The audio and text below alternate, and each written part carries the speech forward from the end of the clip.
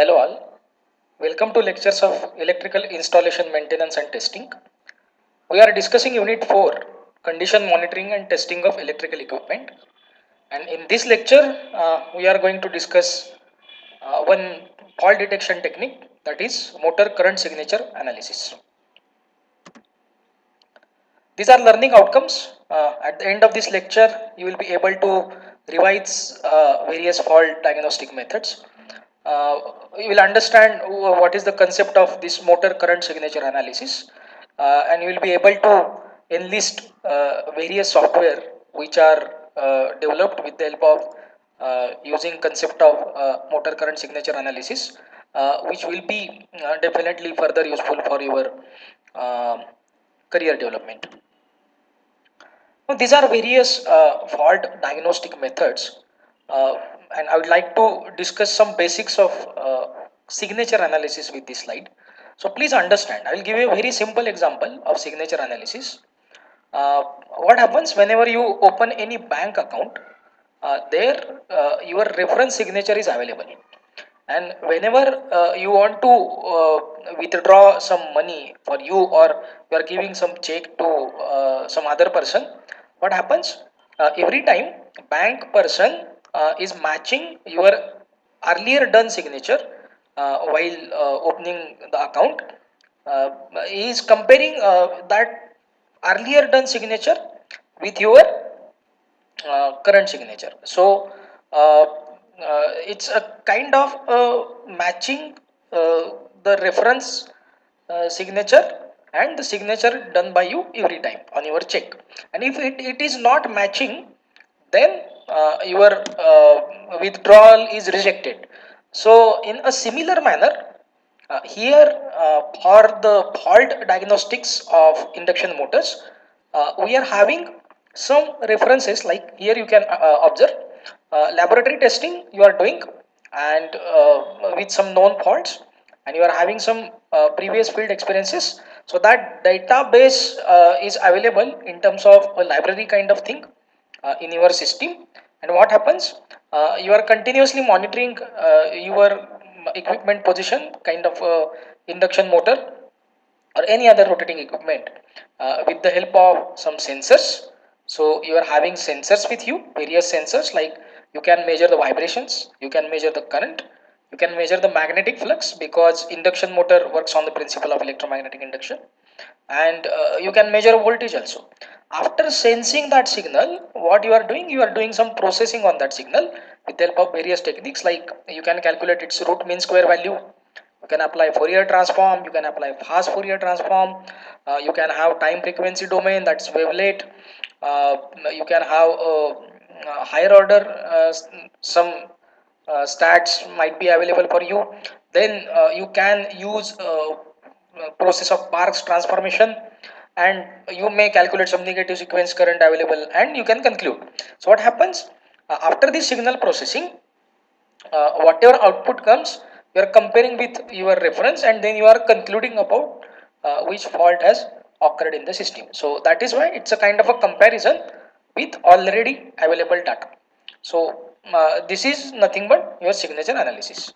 So let's see, it's a monitoring of supply current. So now I'm moving to our concept of motor current signature analysis. So because this is current analysis, what we are doing, we are monitoring the current, and which current? A stator current. So for induction motor, it's actually a supply current which we are going to monitor, because it works on the principle of electromagnetic induction, and whenever fault occurs in the induction motor, or some misbehavior is there for induction motor, that reflection comes on the stator current, so which we are going to sense, and we are going to conclude about the fault. So that is the simple concept. So here stator winding is being used as a transducer for, even for rotor faults, and you are having a current sensor. From here you can observe, for a typical case we are using only one current sensor, in the sense a current sensor in only one phase. So after sensing that, we are supplying that to a signal conditioner. Like we have seen various techniques of signal conditioning for fault diagnostics. Then the spectrum of available frequencies will be analyzed, and then we are supplying that to a system where already some signatures are present, and then with the help of comparison you are going to conclude about which type of fault has occurred.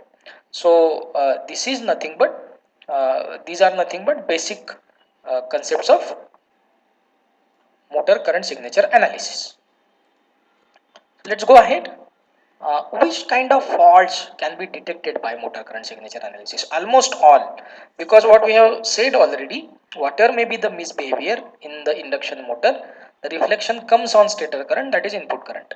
So some static or dynamic air gap irregularities, you can understand air gap is having a very high importance as far as induction motor design is concerned. You will be going through these concepts in next semester in the course of design of electrical machines. Your rotor bar may be broken or cracked. Some stator faults also, abnormal connections of the stator windings, because of which your current may get imbalanced.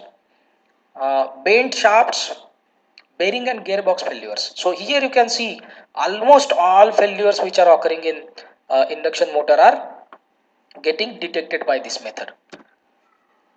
Now, what are the different fault detection techniques? So these fault detection techniques are nothing but your signal conditioning types we have seen earlier in one of the slides.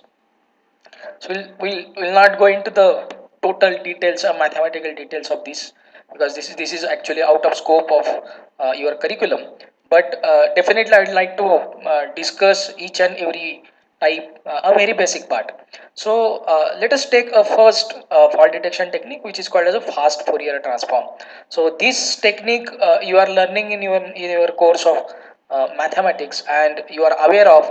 This is a typical type of a discrete Fourier transform where you can analyze in the signal which types of frequencies are present.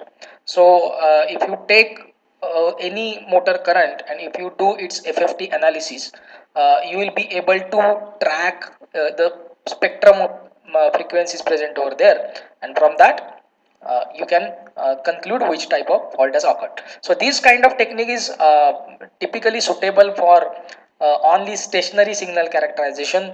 So if some transient comes over there, FFT may not be suitable. This is the drawback of this technique. Now there is another technique which is called as a instantaneous power fast Fourier transform. So here what we are doing, uh, we have to calculate instantaneous power.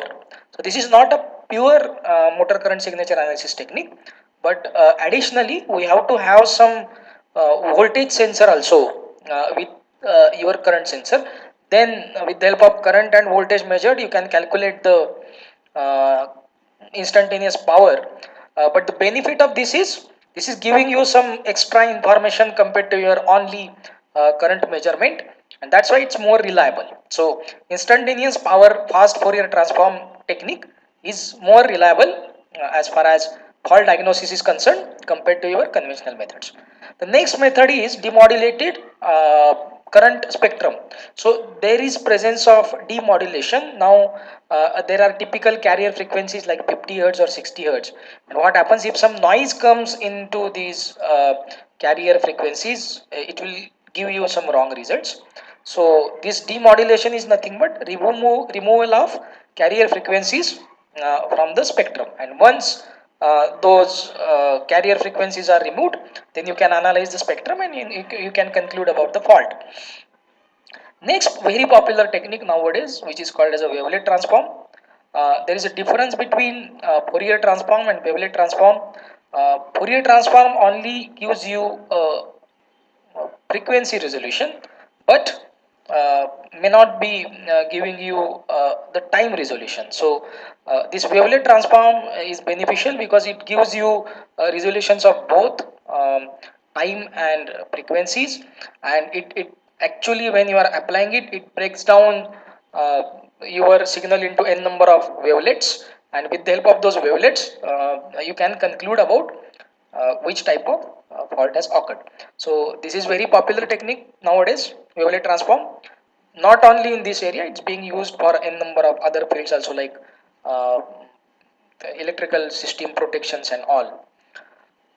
Next method is Parkes vector approach. Now, there is a very famous transformation in which is used for mathematical processes in many of the electrical engineering, like your synchronous machine modeling and all.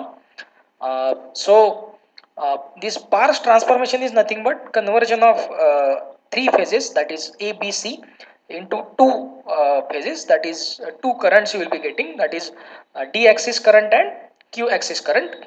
So what you will do, you will measure your normal currents.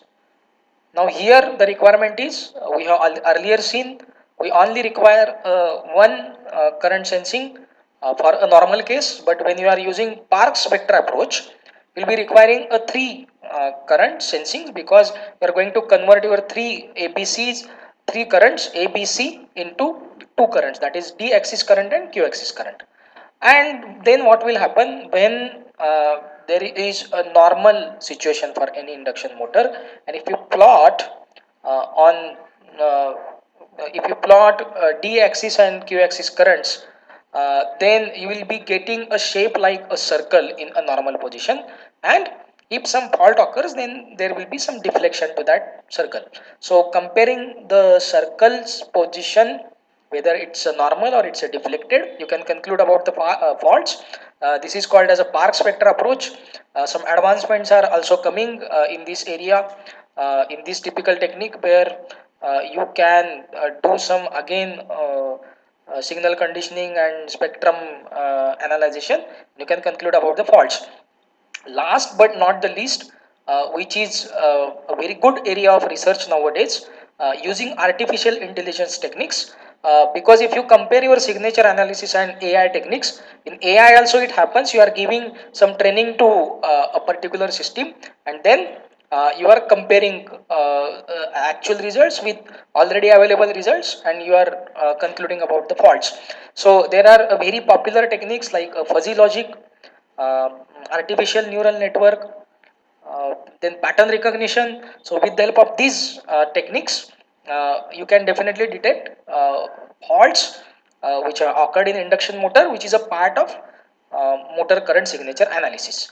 So my appeal to you, if you are doing some literature survey, please definitely try to do some literature survey about this artificial intelligence techniques which are used for motor current signature analysis, which is a good topic for your further project work as well as research work also. Now let us go ahead and discuss this motor current signature analysis is uh, also used for development of some of the software. So here I have enlisted some software where the concept of MCSA is being used. So these are the names of the software I am reading. Anomalert motor anomaly detector. So if some behavioral changes over there for motor, this software you can use, which is having at a background the concept of motor current signature analysis. There is another software which is called as Empath, electric motor performance analysis and trending. All test is a family of software where there are different packages. Here I have mentioned those. And another software is there which is called as a fault detector smart sensor, so FDSs. So I have tried to give you a list of software also. You can definitely explore this. Try to search online whether these software are available for as a freeware, and try to use this somewhere in your mini projects or projects. So you can definitely explore. Yeah, and whatever we have understood till time, very basics related with motor current signature analysis. You are welcome at my Padlet for the subject EIMT, and try to raise queries as well as try to write your understandings in the column condition monitoring and testing of electrical equipment. As far as references for this concept are concerned, please understand these are very much advancement. So probably in conventional books, you may not get this concept, but definitely you can refer some good journal papers which are published at IEEE, which are published in other journals also like elsewhere, and can definitely try to track some condition monitoring webinars and presentations from Google. So that's the requirement. So in this lecture, we understood one fault detection technique for induction motor, which is called as motor current signature analysis. Thank you.